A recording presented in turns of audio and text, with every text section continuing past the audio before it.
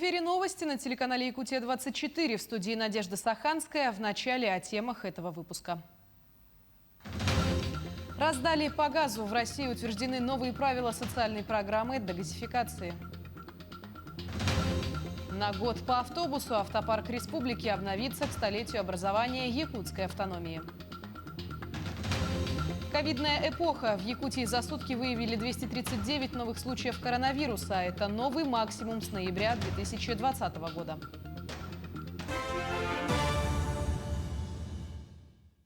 Премьер-министр Михаил Мишустин утвердил новые правила подключения к газораспределительным сетям земельных участков в рамках программы социальной дегазификации. Это позволит ускорить газификацию домовладений, которые не подключены к внутрипоселковым газопроводам, и сделать это без привлечения средств граждан.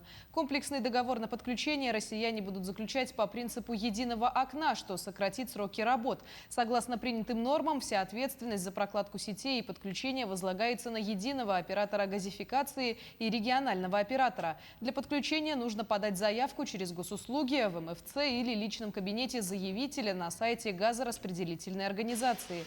В комплекте с заявкой должен быть ситуационный план, указывающий расположение домовладения, топографическая карта, свидетельство о праве собственности. В ряде случаев потребуется расчет часового расхода газа и копия документации о планировке территории. 14 домов передали жильцам пострадавшего села Бяскёль горного района. За 2 недели подрядчики уже ввели в эксплуатацию 20 зданий. Все они теплые, имеют необходимые инженерные коммуникации – свет, газ и канализацию. А вскоре в каждом доме появится интернет-соединение. Детали узнавала Мадина Халикова. Глобальная стройка подходит к концу, но темпы работ не снижаются, а наоборот даже увеличиваются, ведь к середине октября нужно сдать весь микрорайон полностью, а дома должны быть благоустроены и к ним должны подвести все необходимые коммуникации. Но не возникает ни одного сомнения, что все поручения главы республики будут исполнены в срок, ведь уже сейчас завершено строительство 20 домов, осталось всего 14.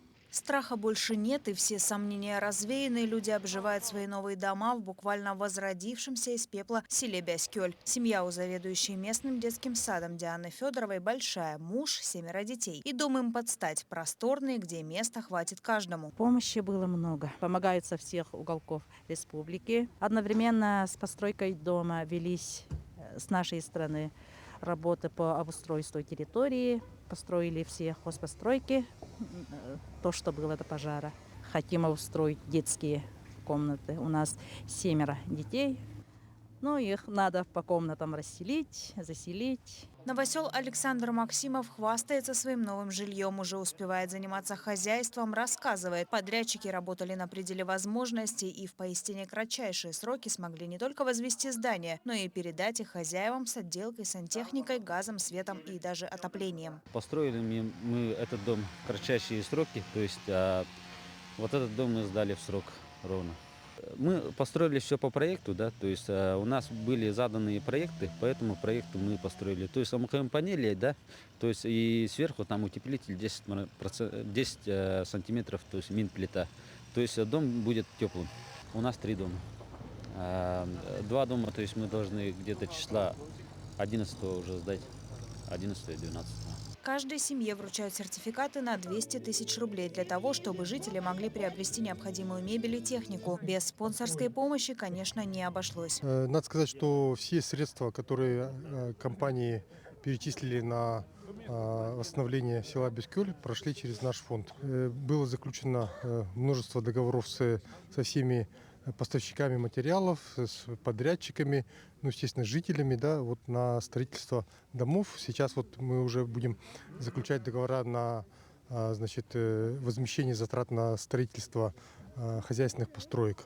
К концу следующей недели в Бяскёле введут в эксплуатацию оставшиеся 14 домов. Все здания в высокой степени готовности, резюмирует первый заместитель председателя правительства Якутии Дмитрий Бертников.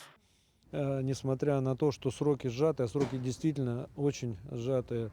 2 месяца с того момента, когда мы здесь стояли, все это был дым, чистое выжженное поле, проведены инженерные изыскания в кратчайшие сроки, проект сделан. и дома вводятся в эксплуатацию. Наверное, мало какой регион может похвастаться такими темпами строительства. Это 2700 квадратных метров жилья вводятся в эксплуатацию за такие короткие сроки. Конечно, это большая напряженная работа. Также подрядчики завершают возведение большого животноводческого комплекса на 100 голов. В планах сдать его вместе с оставшимися домами. Мадина Халикова, Павел Пахомов, Бяскёль, Горный район. К столетию образования Якутской автономной Советской Социалистической Республики регион обновит общественный автомобильный транспорт в Якутске и некоторых районах. Об этом сообщает пресс-служба правительства республики. Премьер Якутии Андрей Тарасенко отметил, что закупку проведут уже в этом году, и к апрелю 2022 года республика получит новый автобусный парк. Отметим, что ранее глава региона Айсан Николаев сообщил, что в ближайшие 3 года основную массу пассажирских автобусов в Якутии переведут на экологичный экономный вид топлива. Автобусы, которые закупит республика, будут оборудованы средствами для перевозки маломобильных групп населения, а также кондиционерами. Транспорт полностью готов для работы в северных условиях. На 10 октября выявлено 239 новых случаев коронавирусной инфекции. Так, в столице республики зафиксировано 125 случаев. 15 заболевших в Мегино-Кангаласском районе, по 8 в Нерюнгринском и Усть-Алданском, по 7 случаев заражения в Амгинском и Сунтарском районах, по 6 в Татинском и Хангаласском. Еще в 22 районах республики обнаружено от 1 до 5 случаев заболевания COVID-19. Работники и ветераны сельского хозяйства и перерабатывающей промышленности сегодня отмечают свой профессиональный праздник. На этой неделе в преддверии праздника якутские сельхозпроизводители успешно провели переговоры с поставщиками современного оборудования. В частности, подписано соглашение с Росагролизингом, благодаря чему на доступных условиях будет модернизирован парк сельхозтехники для республиканских предприятий. Вместе с тем, глава Якутии Айсан Николаев поставил четкую цель для развития сельского хозяйства республики – наладить новые механизмы поддержки сельского хозяйства и увеличить уровень обеспеченности якутян качественными продовольственными товарами местного производства.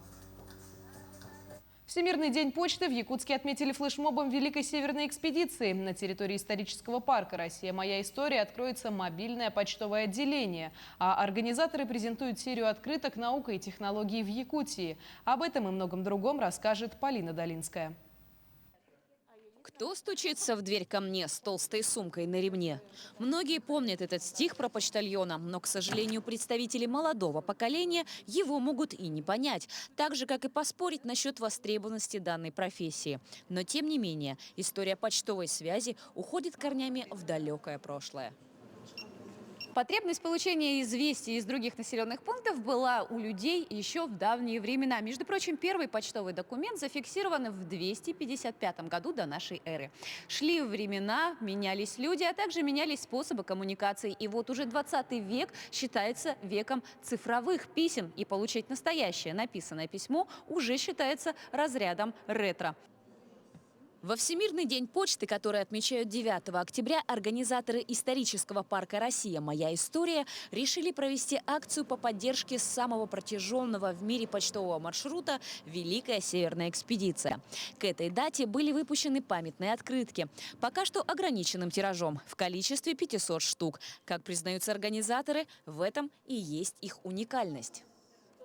Эти открытки останутся в таком количестве, потому что все-таки интереснее, когда они становятся раритетной редкостью. А во-вторых, у нас же на подходе еще 9 открыток серии «Наука» в Якутии. Там будет и семья Черских, и алмазники, и Билибин со своим золотом. Там будет обязательно сейчас 4-я открытка будет посвящена космофизикам. Это Шафер, Красильников, Крымский, Ариан Кузьмин. Да, то есть у меня просто руки чешутся вот это все сделать. Памятные открытки посвящены судьбам знаменитых исследователей нашего края, таких как Витус Биринг и Георг Стеллер, а также научным разработкам Института мерзлотоведения, Института физико-технических проблем Севера и Института проблем нефти и газа. И уже нашли отклик в сердцах жителей, а также в сердцах самих ученых. Наверное, мое отношение к этому – это то, что я думаю, что мы всем нашим ветеранам или к 7 ноября, или к Новому году обязательно пошлем эти открытки. Я думаю, что это будет тепло, наверное, всех наших якутян и того института, в котором они длительное время проработали. Якутск был и остается на все века форпостом Великой Северной экспедиции. Именно поэтому жителям республики предоставляется возможность первыми присоединиться к акции, посвященной историческому событию.